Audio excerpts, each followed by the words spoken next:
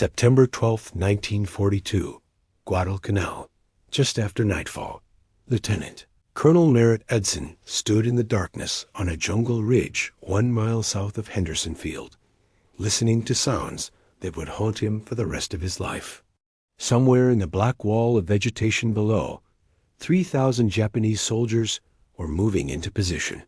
He could hear them, the crack of branches, the metallic clink of equipment, voices calling out in Japanese, not even bothering to stay quiet. They were that confident. Edson had 840 Marines, raiders, and paratroopers. Good men, tough men, but still outnumbered more than 3 to 1. The ridge beneath his boots was the last high ground before the airfield. If the Japanese took it, they would pour artillery fire onto the runway. The aircraft that kept the island supplied would be destroyed. The 12,000 Marines on Guadalcanal would be cut off, surrounded, and annihilated. Everything came down to this single strip of coral and kunai grass. He turned to his men in the darkness. They were exhausted. They had been fighting for 5 weeks straight, surviving on 2 meals a day, battling malaria and dysentery alongside the enemy. Many had not slept in 36 hours. Their uniforms were rotting off their bodies in the tropical humidity. Some had lost 20 pounds since landing. Others shook with fever even as they gripped their rifles. He did not give them a speech about glory or country. He gave them the truth. Hold 1 more night, he told them. Just 1 more night. If we hold, we will be relieved in the morning. Then the Japanese came. What happened over the next 12 hours would mark a turning point in the Pacific War. It would shatter Japanese assumptions about American fighting spirit. It would establish the United States Marine Corps as the most feared ground force Japan would ever face. And it would begin a transformation in how the Empire of Japan thought about combat against American infantry. But to understand why this single night mattered so much, you first have to understand what the world looked like in the summer of 1942. Japan was winning. Not just winning, dominating. In the 6 months after Pearl Harbor, the Imperial Japanese Army and Navy had swept across the Pacific with a speed that stunned military observers worldwide. Hong Kong fell in 17 days. The supposedly impregnable fortress of Singapore surrendered in 70 days, with 80,000 British and Commonwealth troops marching into captivity, the largest surrender in British military history. The Dutch East Indies collapsed in 3 months. Burma fell. The Philippines fell. Wake Island fell. American and Allied forces had been beaten everywhere. The Japanese military had captured territory spanning 5,000 miles, from the borders of India to the islands of the Central Pacific. Military analysts in Tokyo calculated that Japan now controlled resources and populations that dwarfed the home islands themselves. Oil from the Dutch East Indies, rubber from Malaya, rice from Indochina. The Greater East Asia Co-Prosperity Sphere was becoming reality. More than territory, Japanese commanders had won something equally valuable. They had convinced themselves that Western soldiers simply could not fight. This was not mere propaganda. Japanese officers genuinely believed it. They had watched British troops surrender by the tens of thousands at Singapore, many without firing a shot. They had seen American forces on Bataan hold out bravely, but ultimately collapse after months of starvation and disease. They had studied their own infantry performance in China, where Japanese soldiers had won victory after victory against numerically superior opponents through shock, speed, and willingness to die. The conclusion seemed obvious. Asian soldiers possessed a spiritual strength that Westerners lacked. The Bushido Code, the warrior tradition stretching back centuries, gave Japanese troops an edge that no amount of American industrial production could overcome. 1 Japanese soldier is worth 10 Americans. This was simply accepted as fact by officers who would stake thousands of lives on the assumption. Japanese military intelligence reinforced this belief with analysis that bordered on fantasy. American Marines were described as prison inmates given the choice between combat and incarceration. They were depicted as undisciplined, poorly trained, and likely to break under pressure. The few thousand Marines on Guadalcanal were estimated at 2,000 men, maybe less poorly supplied, demoralized, ripe for destruction.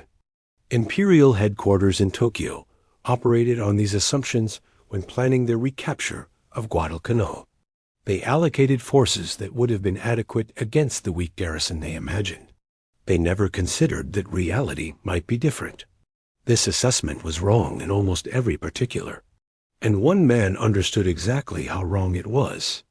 Major General Alexander Vandegrift, commanding the 1st Marine Division, had no illusions about his situation. His Marines had landed on August 7th with 17 days of ammunition and food. The Navy had pulled out after heavy losses at the Battle of Savo Island, leaving Vandegrift's force isolated on an island they barely controlled. Japanese aircraft bombed Henderson Field daily, flying down from Rabaul in formations that seemed endless. Japanese warships shelled the perimeter nightly, their 14-inch shells turning the night into a nightmare of explosions and fire. Japanese reinforcements poured onto the island via high-speed destroyer runs that the Americans would come to call the Tokyo Express, delivering fresh troops under cover of darkness. Vandegrift's men were hungry. They were sick. They were surrounded by an enemy that grew stronger every week while their own supplies dwindled. The situation, by any rational military assessment, was desperate. But Vandegrift also knew something the Japanese did not. He knew what Marines were actually capable of. These were not convicts or conscripts. Marine recruit training lasted 13 weeks, longer than any other American service. Every Marine received 147 hours of rifle instruction at Parris Island, nearly triple what Army soldiers received. Every Marine qualified as a rifleman before learning any other specialty. This was not rhetoric. This was doctrine. At the turn of the century, the commandant of the Marine Corps had discovered that fewer than 100 Marines in the entire corps could meet acceptable marksmanship standards. Major C.H. Lauheimer had been directed to take shooting seriously. The Corps spent 4 decades doing exactly that. By 1942, Marine marksmanship was legendary. Qualification scores that would have marked an Army soldier as an expert barely met minimum requirements for Marines. More importantly, the Marines had developed something unique in military organization. Since 1934, they had trained specifically for amphibious assault, the most difficult military operation in existence. They had written the book on it, literally.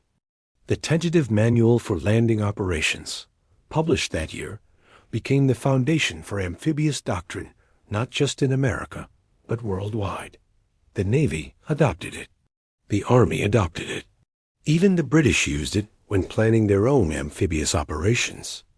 Between 1935 and 1941, Marines conducted 7 fleet landing exercises, working out doctrine for naval gunfire support, close air support, and infantry tactics against fortified beaches. They developed requirements for landing craft that could carry troops directly onto hostile shores. They trained naval officers to coordinate bombardment with infantry movements. They learned through painful trial and error what worked and what got men killed. No other military in the world had invested this kind of effort into storming defended shorelines. The Japanese were about to discover what that training produced. The first test came on August 21st, 2 weeks before Edson's Ridge. Colonel Kiyonao Ichiki led 917 elite Japanese soldiers across a sandbar at the mouth of the Ilu River, misidentified on American maps as the Tenaru. These were veterans of the China campaigns, hardened troops who had never known defeat.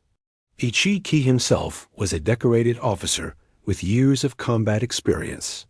His regiment had participated in the conquest of Guam. They expected to sweep through the American lines in a single night. They attacked at night, screaming, bayonets fixed, absolutely certain they would shatter the Marines as they had shattered every other enemy they had faced. The Marines were waiting. They had dug in along the west bank of the river. Machine guns covered the sandbar from multiple positions. Riflemen had registered their weapons on likely crossing points during daylight. Barbed wire stretched across the approaches. The position was not elaborate, but it was prepared. When Ichiki's men charged across the sandbar in the darkness, machine guns opened up from 3 directions. Tracers cut through the packed formations. Riflemen fired with the accuracy that hundreds of hours on the range had built into muscle memory. The Japanese charge slammed into a wall of fire and disintegrated. Wave after wave came forward. Wave after wave was destroyed. Bodies piled on the sandbar until the Japanese who followed had to climb over their own dead. By dawn, the carnage was total. And 3 Stuart light tanks from the 1st Tank Battalion rolled through the coconut grove where surviving Japanese had retreated, completing the destruction. Marines counted more than 800 dead Japanese soldiers on the sandbar and in the surrounding jungle. Colonel Ichiki burned his regimental colors to prevent their capture, then shot himself. American losses were 35 killed. When reports reached Tokyo, staff officers refused to believe them. The numbers had to be wrong. Japanese soldiers did not die in those ratios. It was not possible, but it was possible. And it was about to happen again. The defeat at the Tenaru was attributed to Ichiki's overconfidence. He had divided his force, attacking with only half his regiment while the rest remained behind. Tokyo reasoned that a stronger force, properly coordinated, would succeed where Ichiki had failed. Major General Kiyotake Kawaguchi brought 3,000 men through the jungle to attack from the south, avoiding the coastal areas where Ichi had been destroyed. His route took weeks to traverse, with soldiers hacking through tropical vegetation so dense that progress sometimes slowed to a few hundred yards per day. Many collapsed from exhaustion and disease before reaching the assault positions. His plan was sound. His troops were fresh compared to the Marines they would face. And he had chosen as his target the ridge where Lieutenant Colonel Edson waited with his 840 raiders and parachutists. Edson understood what was coming. Intelligence had detected Japanese movements in the jungle. Coast watchers had reported the Tokyo Express delivering reinforcements. The ridge 1 mile south of Henderson Field was the obvious approach for any force attempting to reach the airfield through the jungle. Edson positioned his men carefully. The 1st Raider Battalion and 1st Parachute Battalion spread across a line roughly 1,000 yards long. They dug fighting holes in the rocky coral soil. They cleared fields of fire through the kunai grass. They registered artillery coordinates on likely approach routes. And they waited. The assault began at 9:30 on the night of September 12th with a Japanese cruiser and 3 destroyers shelling the Marine positions. Shells crashed into the ridge, sending coral fragments spinning through the darkness. As the bombardment lifted, the first waves emerged from the jungle. What followed was 12 hours of combat so intense that veterans struggled to describe it for the rest of their lives. The Japanese attacked in waves, hurling themselves at the Marine lines through the waist-high grass. Officers led with drawn swords, screaming commands. Enlisted men followed with bayonets fixed, some firing as they ran, others saving their bullets for close quarters. Grenades arced through the darkness, their explosions punctuating the continuous roar of rifle fire. Machine guns fired until their barrels glowed red, the gunners pouring water on the mechanisms to keep them functioning. Marines fought with bayonets when ammunition ran low, with knives when bayonets broke, with entrenching tools and bare hands when nothing else remained. The fighting was so close that men could smell their enemies, so dark that friend and foe were distinguished only by shape and sound. The center of the Marine line buckled. A company of paratroopers was nearly overrun, its commander killed, its survivors falling back in confusion. Japanese soldiers penetrated to within 1,000 yards of Henderson Field. Some reached the edge of the airstrip, itself before being killed.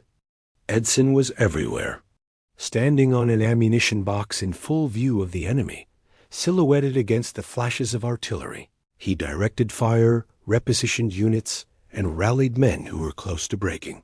His nickname was Red Mike, earned from a beard he had worn in Nicaragua.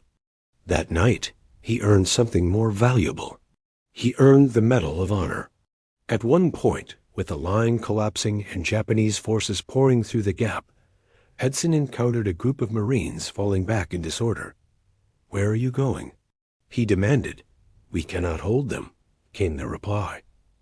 Edson's response became legend. By God, you will hold. Now get back there and do it. They held. By 3 in the morning on September 14th, the crisis peaked. Japanese forces had punched through the center and were pouring toward the airfield. Edson had committed every reserve. There was nothing left. The situation had reached the point where Major General Vandegrift, waiting at his command post, later admitted it was the only time during the entire Guadalcanal campaign that he doubted the outcome. Then the artillery arrived.